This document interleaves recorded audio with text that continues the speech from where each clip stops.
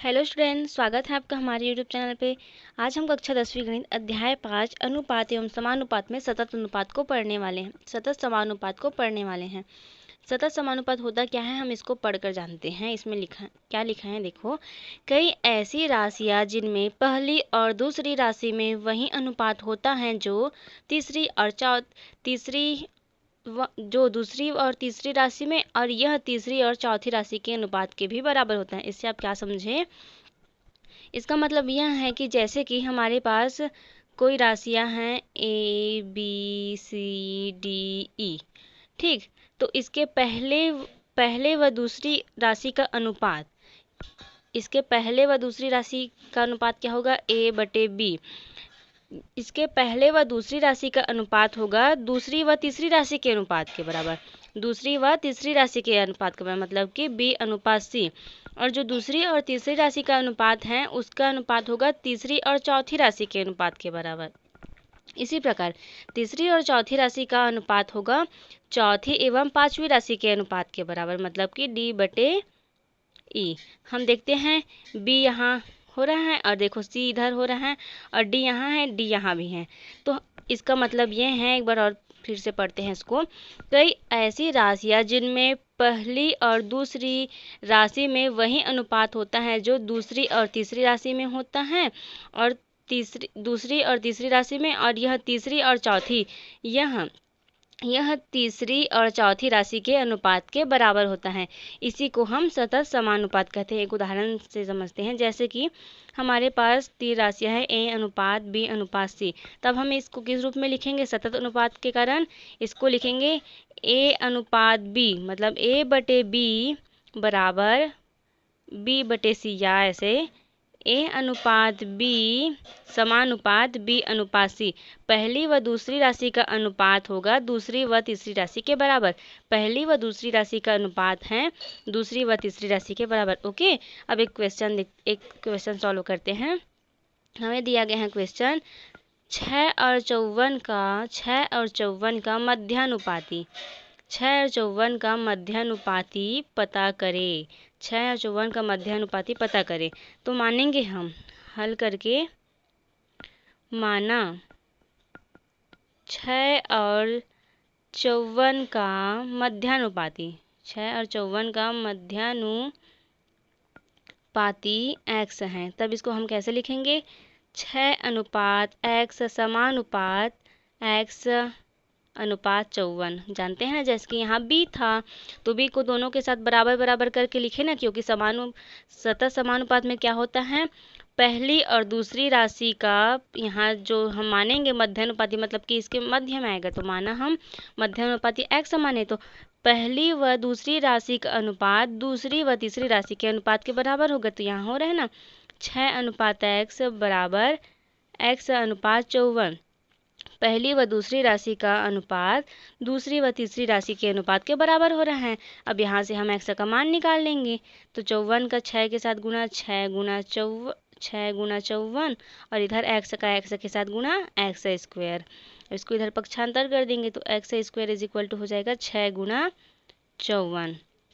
फिर से x square is equal to 6 गुणा, और इसको 54 को हम दो भागों में तोड़ेंगे तो 9 छक्के 54 होता है। तो फिर 6 गुणा 9। फिर यहाँ से x इज इक्वल टू क्या हो जाएगा, ये इधर जाकर वर्गमूल में चला जाएगा। तो 6 गुणा 9 को हम 3 गुणा 3 के रूप में लिख सकते हैं। तो 3 गुणा 3। अब यहाँ से हम कॉमन निकाल लेते हैं। तो x जब इसके अंडर रूट में है ये, तो इसमें जो जोड़े के रूप में बाहर निकलता है ना, जब हम अंडर रूट से उसको बाहर निकालते हैं तो ये एक जोड़ा 6 है, एक जोड़ा 3 है। तो जब ये अंडर रूट से बाहर निकलेगा तो क्या निकल जाएगा, 6, और ये इसमें का 3 बराबर 18। तो हमें x का मान क्या मिल गया, 18। तो हम लिखेंगे अतः 6 और 54 का मध्यानुपाती, अतः 6 और 54 का मध्यानुपाती x इज इक्वल टू 18 है। एक बार शुरू से देखते हैं। हमें क्या बोला गया था, 6 और 54 का मध्यानुपाती पता करने बोला था। तो हम माने 6 और 54 का मध्यानुपाती x है, तो मध्यानुपाती लिखे, यहाँ x को मध्य में लिखे। मध्यानुपाती मतलब कि मध्य वाला अनुपात, ठीक है। तो 6 अनुपात x समानुपात x अनुपात 54। फिर इसको लिखे 6/x बराबर समानुपात की जगह बराबर, उसके बाद फिर से x अनुपात 54 की जगह x/54, फिर x को एक साइड रखे और 54 का 6 के साथ गुना कर दिए क्योंकि तिर्यक गुना। ठीक है, फिर क्या हो गया 6 गुना 54 और ये x², इसी को हम x को इधर पहले लिखकर बाकी सबको इधर लिखे। ठीक है, फिर x² = 6 और 54 को दो भागों में तोड़े तो 6 नियम 54 होते हैं, तो 6 गुना 9 लिख दिए।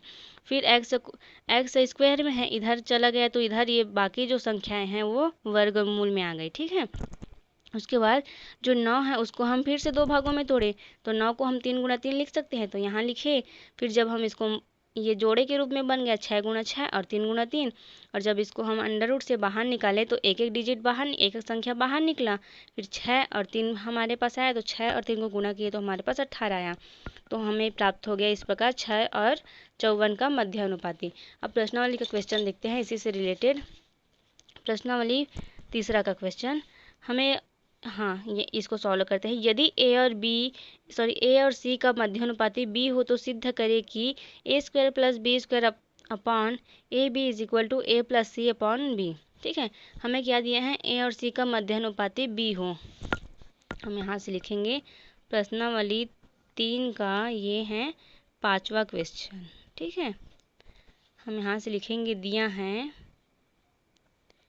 है ए और सी का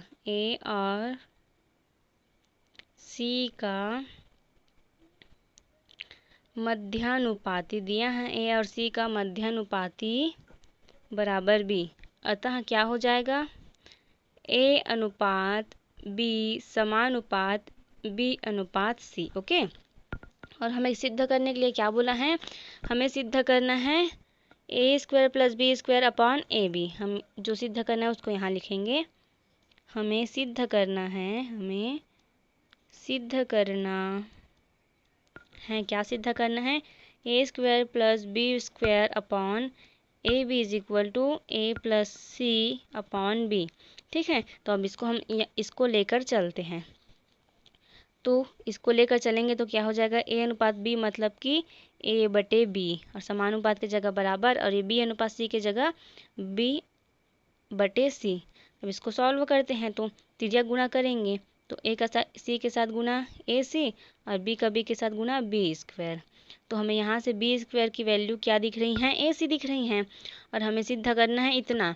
तो ये लेफ्ट हैंड साइड है, राइट हैंड साइड है, तो हम लेफ्ट हैंड साइड से सॉल्व करते हैं। ठीक है, तो लेफ्ट हैंड साइड लेते हैं, मतलब कि लेफ्ट हैंड साइड। ओके, अब a² की जगह a² और हमें b² का मान क्या प्राप्त हो गया है, ac प्राप्त हो गया है। तो हम b² की जगह ac रखेंगे तो a² + ac upon a B. बाकी सबको सेम रखें और b² का मान हमें ज्ञात हो गया है, इसलिए b² का मान हम ac रख दिए। अब इसमें से हम जो सॉल्व होता है उसको करते हैं। तो a कॉमन निकालना है, तो a को कॉमन निकाले तो a बचा और एक c बचा, नीचे में ए बी। यहाँ भी a है, यहाँ भी a है, तो यहाँ से एक a निकला तो एक a बचा, और यहाँ से एक ही a है, इसलिए एक a निकलने पर c बस बचा। तो यहाँ के एक a से यहाँ का एक कैंसल, तो हमारे पास क्या आ गया, a + c अपॉन b। और हमें क्या सिद्ध करना था, यही सिद्ध करना था। तो LH और यहाँ हमारा RHS आ गया। तो हम लिखेंगे अतः सिद्ध हुआ। हम ये लेकर चले और हमें ये प्राप्त हो गया, मतलब कि हमारा ये सिद्ध हो गया। एक बार शुरू से देखते हैं। हमें a और c का मध्यानुपाती b दिया है, तो मध्यानुपाती b दिया है तो हम इसको लिखे a/b बराबर b/c। फिर तिर्यक गुणा कर दिए तो b² का मान निकल गया ac, तो इसमें हम b² का मान रख दिए। तो इसमें से एक a को कॉमन निकाले, उसके बाद ac बचा, और यहाँ के एक a से यहाँ का एक कैंसल, तो हमारे पास आ गया a + c अपॉन b, जो कि हमारा राइट हैंड साइड है। तो हम लिखे अतः सिद्ध हुआ। नेक्स्ट क्वेश्चन देखते हैं, क्या पूछा गया है, वे संख्याएं पता करें जिनका मध्यानुपाती 24 और तृतीयानुपाती 192 हो। छठवां क्वेश्चन है ये। वे संख्याएं पता करें जिनका मध्यानुपाती, हम लिखेंगे माना वे संख्याएं x व y हैं। ठीक है, माना वे संख्याएं x व y हैं, तब x व y का, तब x व y का मध्यानुपाती बराबर 24। कैसे?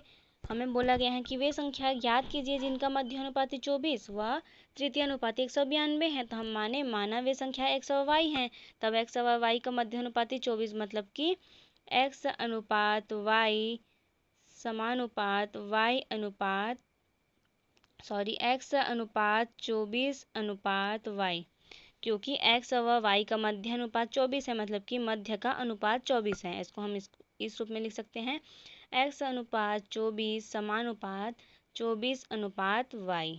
ठीक है, क्योंकि सतत समानुपात में क्या होता है, ये जो पहले व दूसरे पद का अनुपात पहले व दूसरी राशि का अनुपात दूसरी व तीसरी राशि के अनुपात के बराबर होता है। तो इसको 24 को हम 2 बार लिख दिए।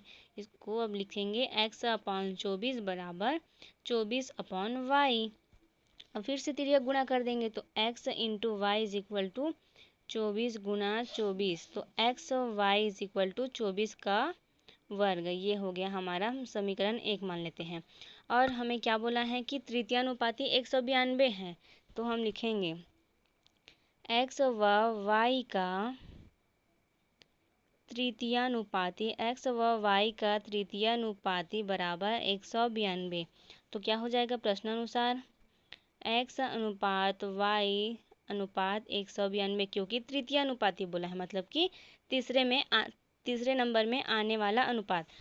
अब ये क्या हो जाएगा, x अनुपात y बराबर y अनुपात 192, क्योंकि पहली व दूसरी राशि का अनुपात बराबर होगा दूसरी व तीसरी राशि के अनुपात के। तो x upon y is equal to y upon 192। फिर से तिर्यक गुणा कर देंगे तो 192 इंटू एक्स बराबर वाई स्क्वायर। अब x को इधर रखकर बाकी को इधर पक्षांतर करेंगे तो क्या आ जाएगा, x इज इक्वल टू आ गया वाई स्क्वायर अपॉन 192। ये हो गया हमारा समीकरण 2। अब समीकरण 1 में हम समीकरण 2 से x का मान रख देंगे। तो हम यहाँ लिखेंगे समीकरण 1 में समीकरण 2 से x का मान रखने पर तो क्या हो जाएगा, हमारा समीकरण 1 क्या दिया है, x y is equal to 24 का वर्ग। तो x का मान हमें क्या प्राप्त हो गया है यहाँ से, वाई स्क्वायर अपॉन 192। तो हम लिखेंगे y square upon 192 into y. X के जगह हम इतना लिख दिए, और वाई के जगह वाई ही लिखेंगे, बराबर क्या है 24 का वर्ग, बराबर 24 का वर्ग। अब इसको सॉल्व करते हैं तो y का इसके साथ y का वाई स्क्वायर के साथ गुना क्या हो जाएगा, वाई क्यूब, और 192 बराबर इसको 24 गुणा 24 ही लिख देते हैं, 24 गुणा 24। ठीक है, अब इसको बाकी को इधर पक्षांतर कर देंगे तो y square is equal to 24 गुणा 24 इंटू 192। ठीक है, अब y square is equal to 24 गुणा 24 गुणा 192 को हम फिर से 2 भागों में डिवाइड कर देंगे तो ये क्या हो जाएगा 24 गुणा 8। कैसे होगा, क्योंकि 8 चौक 32 का 2 हासिल 3, 8 दूनी 16, 3 19 मतलब कि 192। तो 192 को हम 24 गुणा 8 लिख सकते हैं। सॉरी, ये y का क्यूब है, y का क्यूब चलते आ रहे हैं इधर से। ठीक है, इसको सॉल्व करेंगे तो y cube is equal to 24 की घात 3, क्योंकि 3 बार 24 है, गुणा 2 की घात 3। 2 को हम 3 बार गुणा करते हैं, 2 गुणा 2 गुणा 2 करते हैं तो हमें 8 प्राप्त होता है। तो y इज इक्वल टू क्या प्राप्त हो जाएगा, क्योंकि y की घात 3 है तो इधर जाएगा तो अंडर रूट 1/3 हो जाएगा। ठीक है, तो ये 3 कैंसल, आपस में ये तीनों 3 कैंसल हो जाएगा तो क्या बचेगा, 24 बचेगा, ये कैंसल और ये 2। तो y इज इक्वल टू क्या हो गया, 24 दूनी 48। तो हमें y का मान क्या प्राप्त हो गया, 48। अब y का मान हम कहाँ रखेंगे, y का मान हम समीकरण 1 या समीकरण 2 कहीं भी रख सकते हैं। चलो समीकरण 2 में हम y का मान रखेंगे। ठीक है, तो हम यहाँ से लिखेंगे y का मान समीकरण 2 में रखने पर, समीकरण 2 में रखने पर जब हम y का मान समीकरण 2 में रखेंगे तो क्या हो जाएगा, x इज इक्वल टू 48 गुणा 48, क्योंकि वाई स्क्वायर दिया है और y का मान हम क्या निकाल लिया 48, तो 48 गुणा 48 और बटे में 192। ठीक है, अब हम इसको आपस में कटा देंगे तो क्या क्या होगा, ये 12 चौक 48 और 12 एकम 12, और जब हम 19 में 12 को घटाएंगे तो हमारे पास 7 बचेगा, तो ये 7 और 2 मिलकर 72, तो 12 छक्के 72। ठीक है, अब फिर ये क्या हो जाएगा, 16 एकम 16, 16 तिया 48, तो x इज इक्वल टू क्या बचा हमारे पास, x इज इक्वल टू बचेगा 4 गुणा 3, तो x इज इक्वल टू क्या आ जाएगा, 4 गुणा 3 मतलब कि 12, तो हमारे पास y इज इक्वल टू 48 व x इज इक्वल टू 12 आ गया। तो हम लिखेंगे यहाँ से, अतः वे संख्याएं x इज इक्वल टू 12 व y इज इक्वल टू 48 होगा। तो यहाँ तक का स्क्रीनशॉट ले लो, आप इन सभी का भी ले लो। अब नेक्स्ट क्वेश्चन हमसे क्या कहते हैं, देखते हैं यहाँ। नेक्स्ट क्वेश्चन है, यदि 1 प्लस एक्स अनुपात 3 प्लस एक्स अनुपात 6 प्लस एक्स हो तो एक्स का मान पता करें। हमें दिया है 1 प्लस एक्स अनुपात 3 प्लस एक्स अनुपात 6 प्लस एक्स, तो एक्स का मान ज्ञात करने बोला है। तो हमें ये 3 अनुपात दे दिया गया है, 1 प्लस एक्स अनुपात 3 प्लस एक्स अनुपात 6 प्लस एक्स, और हमें एक्स का मान ज्ञात करना है। तो ये बहुत इजी है, 1 plus x upon 3 plus x is equal to 3 plus x upon 6 plus x, फिर आपस में तिर्यक गुणा करके आप एक्स का मान निकाल सकते हैं इसमें।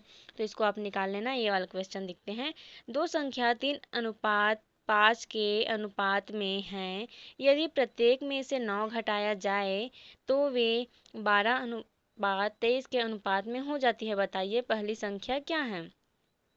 तब हम क्या करेंगे, उन संख्याओं को मानेंगे। तो यहाँ से सॉल्व करते हैं, छठवां का आंसर है, माना वे संख्याएं 3x व 5x मानेंगे, क्योंकि संख्याओं का अनुपात दिया है 3 अनुपात 5 दिया है। तब हम मानेंगे माना वे संख्याएं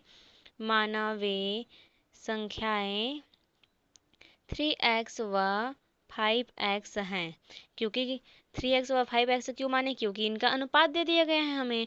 तब प्रश्नानुसार क्या हो जाएगा, हमें क्या बोला है, प्रत्येक में से 9 घटाने पर वे 12 अनुपात 23 के अनुपात में हो जाती हैं। तो हम यहाँ से लिखेंगे प्रश्नानुसार, प्रश्नानुसार क्या हो जाएगा, 3x बटे 5x minus 9 is equal to 12 अनुपात 23, क्योंकि बोला है ना कोई संख्या 3 अनुपात 5 के अनुपात में है और उसमें 9 घटाई जाती हैं, तब वे 12 अनुपात 23 के अनुपात में हो जाती हैं।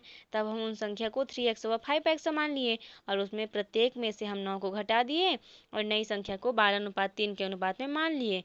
और हमें क्या ज्ञात करना है, पहली संख्या ज्ञात करनी है। तो इसको सॉल्व करते जाएंगे, फिर x का मान निकाल कर पहली संख्या ज्ञात कर लेंगे। तो फिर तिर्यक गुणा करते हैं, पहले की तरह तिर्यक गुणा। ठीक है, आप हल करते वक्त इसका निशान मत लगाना, मैं आपको समझाने के लिए लगा रही हूँ इसका निशान। तो 23 into 3x minus 9 is equal to 12 into 5x minus 9, फिर 23 का 3 के साथ गुना 23 या 69x माइनस 23 का 9 के साथ गुना 207 इज इक्वल टू 12 पंचे 60 हैक्स और 12 नियम 108। ठीक है, अब इसको पक्षांतर करेंगे इधर, तो ये क्या हो जाएगा, 69x और ये 60x को इधर पक्षांतर कर देंगे तो क्या हो जाएगा, माइनस 60x, और इधर माइनस 108 और ये माइनस 207 है, इधर जाकर धन 207 हो जाएगा। ओके, अब क्या होगा, ये हम 69 में 60 को घटाएंगे तो 9x इज इक्वल टू 207 में 108 को घटाएंगे तो 99, तो x इज इक्वल टू क्या हो जाएगा, 99 बटे 9। तो x इज इक्वल टू 9 एकम 9, 9 एकम 9, 9 एकम 9, तो x इज इक्वल टू 11। ठीक है, तो हमें x का मान प्राप्त हो गया। तो हम लिखेंगे, हमें क्या ज्ञात करनी है, पहली संख्या ज्ञात करनी है। तो हम यहाँ से लिखेंगे, अतः पहली